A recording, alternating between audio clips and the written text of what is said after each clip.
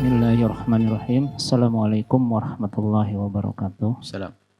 Allahumma sholli ala Sayyidina Muhammad wa ala ali Sayyidina Muhammad. Buddha, Buya izin bertanya. Yang saya mau tanyakan ini Buya, kan kemarin itu sholat Jumat itu ada pembagian tugas.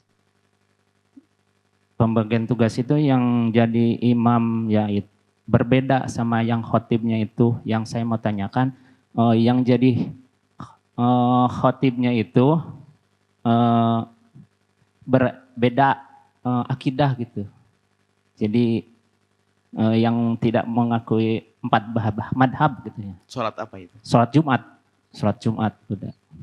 Nah yang jadi imam ya sama-sama dengan kita yang sebenarnya. Gimana itu menurut Buya sholatnya itu? Ya, segitu aja Buya. Assalamualaikum warahmatullahi wabarakatuh. Assalamualaikum warahmatullahi wabarakatuh. Jawabannya adalah pengurus masjidnya dia telah kurang ajar kepada jamaah. Sebab pengurus masjid harus tahu, jangan mengundang orang yang berbeda dengan jamaah. Itu menjadikan kegelisahan di jamaah. Kadang-kadang pengurus masjid yang sok moderat, karena atas pendidikan, saya seorang doktor, tapi doktor ekonomi kan. Bukan dokter ini bukan urusan, ini babnya beda. Doktor ilmu medis, bukan urusan syariat, kan beda. Dokter syariah nggak boleh merendahkan dokter medis dalam urusan kesehatan. Kita harus berpatokan kepada dokter medis urusan kesehatan. Kan ada bagian masing-masing. Sehingga yang ada saling menghargai dong. Mungkin seorang pengusaha jadi ketua DKM. Pengennya jadi moderat, pengen menyatukan umat dan sebagainya. Dari dulu ada orang lebih hebat dari Anda. Ya, nggak bisa tidak dengan cara semacam itu. Kalau masyarakat punya madhab tertentu, undang orang tertentu yang sama dengan madhabnya. Jangan bikin kegelisahan. Jangan bikin orang. Ini adalah mohon maaf pengurus-pengurus masjid yang sok moderat, sok pengen jadi pemersatu umat dan sebagainya. Ini bermasalah. Orang-orang semacam itu mengganggu. Akan tapi mestinya yang dicari adalah kalau madhabnya Maliki, samakan Maliki. Hambali sebisa mungkin. Atau Maliki dengan Hambali dalam hal-hal yang tidak beda. Misalnya ya, kita madhab Syafi'i. Anda mengundang khotib madhab Hanafi. Bisa berabe loh ya. Karena madhab Hanafi syarat khutbahnya tidak sama dengan kita. Duh. Karena akhirnya bikin gelisah gara-gara kita salah. Madhab loh. Itu madhab yang akidah benar loh ya. Belum masalah akidah sesat tadi. Anda menyinggung akidah apa lagi? Ini madhab Hanafi itu syarat rukun khutbahnya tidak seperti kita. Sanjungan apa saja, ini apa, nggak pakai resmi kayak itu. Nah, ini undang madhab Hanafi khutbah langsung. Hei kaum muslimin, ayo ini beres kok. Akhirnya, wah ini apa, nggak ada syarat alhamdulillahnya, nggak ada salawatnya, nggak ada ininya. Ini biasa di kampungnya begitu, karena di madhab Hanafi misalnya. Jadi tolonglah hei para pengurus masjid, Anda jangan sok dengan mendatangkan orang yang berbeda. Ketentraman hati masyarakat perlu dijaga. Ketentraman hati masyarakat yang madhabnya sama dan seterusnya. Adapun masalah keabsahannya ya sederhana. Kalau memang dia ngerti rukun-rukunnya, memenuhi syarat rukun-rukun khutbah, ya sah. Nggak ada masalah. Tapi kalau ada rukunnya yang tidak dihadirkan, apalagi dalam madhab Imam Syafi'i yang tidak dianggap sah khutbahnya, maka yang tidak sah khutbahnya dianggap tidak sah sholatnya. Nah, kan repot nanti.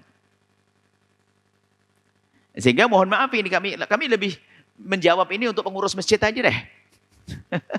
Ini pengurus masjid yang penting. Mohon maaf kita. Pernah diundang satu ketika, satu orang, ternyata di situ kami lihat orang gaduh-gaduh macam-macam. Wah kalau begitu saya tidak mau jadi gaduh-gaduh saya. Ini bahaya, saya nggak datang ke tempat semacam itu. Karena apa? Yang umat bikin gelisah. Rusak umat. Imam Ahmad itu punya madhab yang sangat masyhur. Punya murid itu sudah pulang ke kampungnya dan berdakwah. Kebetulan kampungnya yang didatangi, yang ada tempat muridnya itu adalah orang madhab Maliki. Ketemu Imam Ahmad lalu ditanya, apa yang kamu kerjakan di sana? Wah pengen menunjukkan kesetiaannya kepada gurunya.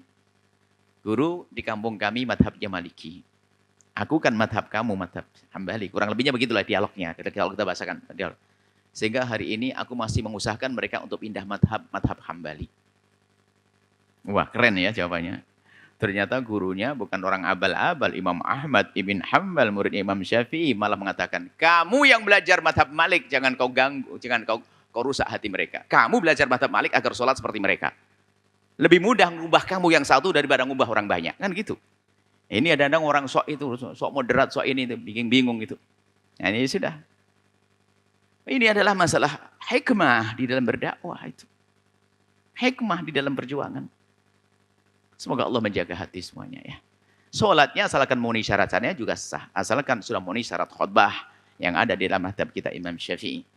Baik seperti itu. Kalau ternyata nanti, oh ada yang kurang Buya, oke lah nanti kasih celah dah. Umat sudah selesai, khutbah Jumatnya sudah selesai, jangan diganggu. Anggap saja uang nggak pakai ini sudahlah. Orang awam ini kata Mufti Mekah Said Alwi waktu itu mengatakan, kalau orang awam sudah mengerjakan sebuah pekerjaan dan sudah selesai, kok nggak sah menurut satu madhab, cari madhab yang mengatakan sah. Sudahlah, jangan disuruh ngulang orang awam, kasihan. Jumatan sekali aja lumayan, suruh ngulang 2 kali kan pusing nanti ya. Jadi tolonglah bijak sebagai seorang imam, seorang ustadz itu jangan menyusahkan masyarakat ya.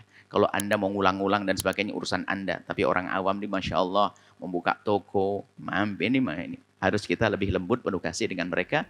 Kita beri kemudahan-kemudahan dalam urusan fikih. Wallahu a'lam bishawab. Sahabat Al-Bahjah TV, setelah menyaksikan video ini, jangan lupa bersolawat kepada baginda Nabi Muhammad. Shollu ala Nabi Muhammad. Allahumma sholli alaihi wa ala alihi wa sahbihi.